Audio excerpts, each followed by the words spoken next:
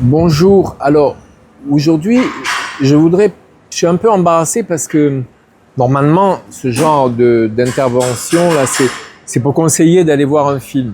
Alors là, il s'agit d'un film, je ne sais pas trop si je vous le conseille ou pas parce que il m'a laissé un petit peu dubitatif. Alors, le film sort le 2 juillet et il s'appelle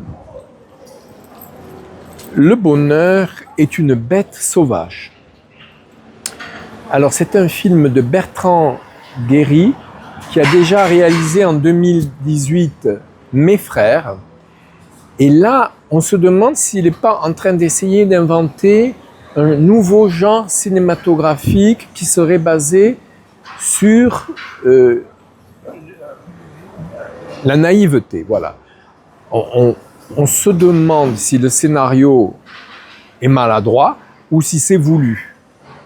En revanche, au niveau, c'est pour ça que je peux aussi le conseiller d'aller le voir, au niveau, peut-être pas de la direction d'acteur, mais au niveau de l'image, c'est magnifique. Les plans sont très beaux, tout se passe à l'île Dieu, donc sur cette espèce de monde privilégié, insulaire, c'est-à-dire qui présente une population qui est à la fois recluse, mais ouverte sur le reste du pays, la France, séparée par la mer. Mais enfin, il ne s'agit pas de kilomètres de mer, mais le fait est qu'à l'île Dieu, on doit toujours prendre le bateau, évidemment, pour se rendre sur le continent. Ce qui fait que les gens se sentent un peu isolés. Voilà. Quoi? Un ours, vous n'avez pas vu un ours? Non.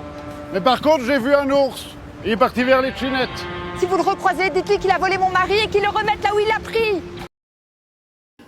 Le film est mais vraiment très étrange parce qu'il parle à la fois de la mort, de la folie, de l'amour et du désir de faire du cinéma. Alors, on ne va pas raconter le film, mais enfin, il s'agit d'un jeune homme qui vit donc à l'île Dieu et qui a réalisé un petit film qui a été accepté par un producteur.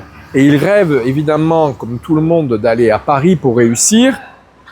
Et pour diverses raisons, il n'y arrive pas parce qu'il est entravé dans cette histoire avec une de ses tantes qui est devenue plus ou moins folle et qui vit dans une espèce de comment on pourrait dire, de vanne, mais qu'elle a décoré tout à l'extérieur.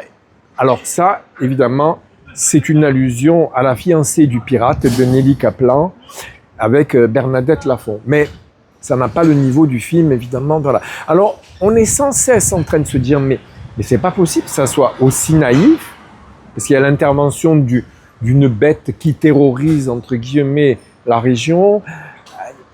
Et les séquences se suivent sans... Voilà, il n'y a pas d'utilisation de psychologie. On nous présente les personnages, en fait, vous pouvez passer, madame, je vous en prie, on présente un peu les personnages comme dans un roman photo, voilà, c'est ça, j'ai trouvé le mot. On est un peu comme si on feuilletait un roman photo. Les séquences se suivent, elles ont un ordre logique, mais on ne comprend pas quelles sont les motivations psychologiques des personnages. Donc voilà, à découvrir ou pas, mais c'est important d'en parler. Merci. Mais arrêtez, il n'y a pas d'ours ici. C'est vous qui le dites. Et c'était peut-être un ours qui était sur un bateau et qui s'est échappé. Tout arrive aujourd'hui. N'importe quoi.